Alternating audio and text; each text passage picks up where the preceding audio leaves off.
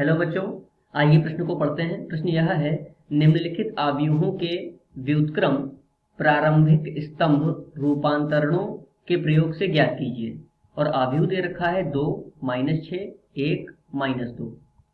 आइए सर्वप्रथम प्रश्न की मुख्य अवधारणा को जान लेते हैं। मुख्य अवधारणा देखिए, आव्यूहों में कुछ नियमों का पालन होता है। जैसे हम a को लिख सकते हैं आई ए, जहां पर आई उसका क्या है, इकाई आव्यूह है। और एक चीज और कि यदि हम आई बटे ए है तो हम इसको लिख सकते हैं ए का प्रतिलोम।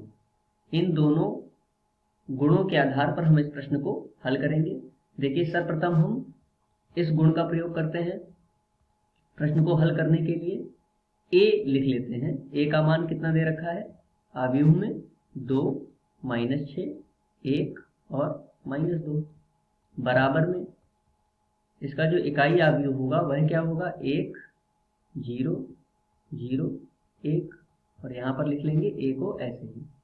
अब इसमें हम संक्रियाएं लगाएंगे जिससे हम इस पद को या इस आव्यूह को इकाई आव्यूह में परिवर्तित करेंगे। तो देखिए, सर्वप्रथम हम संक्रिया लगा रहे हैं। R1 को हम लिखेंगे R1 - R2, यानी कि पंक्ति R1 में से पंक्ति R2 को हम घटा देंगे, R1 में से R2 को घटा देंगे। तो देखिए हमें क्या प्राप्त होता है। यदि हम R1 यानी कि 2 में से R2 यानी कि 1 को घटाएं तो 2 में से 1 जाएगा तो कितना बचेगा, 1। फिर -6 में से -2 को यदि हम घटाएं तो -6 माइनस +2 तो कितना प्राप्त होगा, -4। इसके बाद में यहाँ पर 1, यहाँ पर -2।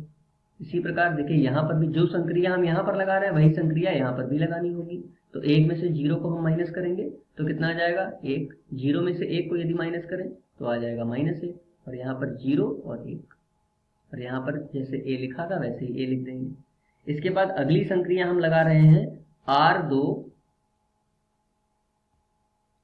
को हम लिखेंगे R2 - R1 से। तो R2 को देखिए परिवर्तित कर रहे हैं तो अगले प्रश्न पर लिख लेते हैं। सर्वप्रथम हम R1 को लिख लेंगे 1 और -4, जैसा लिखा हुआ है, 1 -4। अब देखिए R2 में क्रिया लगा रहे हैं तो R2 को हम क्या लिखेंगे, R2 में से R1 को घटा करके तो 1 - 1 कितना प्राप्त होगा, 0। तो लिख देंगे 1 - 1 0। अगला देखिए, -2 में से हम -4 को घटाएंगे तो -2 +4 तो कितना प्राप्त होगा, +2। इसी प्रकार यहाँ पर देखिए यही संक्रिया यहाँ पर भी लगाएंगे तो ऊपर तो यही आ जाएगा 1 और -1, उसको ऐसे ही लिख लेते हैं, 1 - 1। नीचे देखते हैं क्या प्राप्त होता है। 0 में से यदि 1 को माइनस करेंगे तो -1 आएगा, इसको लिख लेते हैं -1। तथा यदि 1 में से -1 को माइनस करेंगे तो माइनस प्लस अर्थात 2 हो जाएगा। और यहाँ पर a बच रहा था वही लिख देंगे। इसके बाद एक और संक्रिया हम लगा सकते हैं।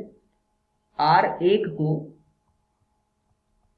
हम लिखें R1 + 2R2, अर्थात R1 को हम हटाएंगे किससे, R1 और उसमें 2 की R2 में गुणा करके जोड़ देंगे। यदि हम R1 में देखिए यहाँ पर, यदि हम R1 में अर्थात 1 में R2 में 2 की गुणा करके लिखें तो 1 + 2 × 0 तो 0, यानी कि 1 + 0 कितना आ जाएगा, 1 आ जाएगा। -4 में यदि 2 की 2 में गुणा करके लिखें तो -4 + 4 कितना आ जाएगा, 0 आ जाएगा। और नीचे वही 0 और 2। इसी प्रकार यहाँ पर भी संक्रिया लगाएं तो यहाँ पर देखिए 1 + 2 × -1 तो 1 - 2 कितना आ जाएगा, -1। यहाँ पर देखिए -1 गुणा 2 × 2 यानी कि 4, तो यहाँ पर प्राप्त होगा 3, -1 और ये 2, और यहाँ पर कितना, 1। अब इसके बाद देखिए अगली संक्रिया में अगर हम देखें तो यहाँ पर 1 आ चुका है, यहाँ पर 0 आ चुका है, यहाँ पर भी 0 आ चुका है। इस 2 को 1 बनाना है तो अर्थात जो पंक्ति है दूसरी पंक्ति उसमें हम 2 से भाग कर देते हैं, यानी कि R2 को हम लिखेंगे R2 बटे 2। तो देखिए क्या प्राप्त होगा, 1 0 0 1।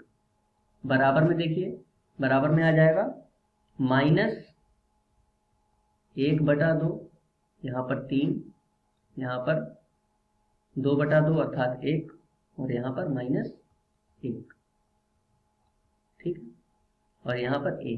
तो हम देख पा रहे हैं कि यहाँ पर i प्राप्त हो गया बराबर ये एक हमें अवयव मिला और यहाँ पर गुणा में कितना है a है, तो जो गुणा में a है यहाँ पर आकर के बटे में आ जाएगा और हमें प्राप्त होगा -1/2, 3 और 1। तो i/a को हम लोग क्या लिख सकते हैं, a का प्रतिलोम, अर्थात a का प्रतिलोम कितना आ जाएगा -1/2, 3 और 1। तो मुख्य अवधारणा के आधार पर ये दिए गए प्रश्न का उपयुक्त उत्तर है। आशा करते हैं आपको समझ में आया होगा। धन्यवाद।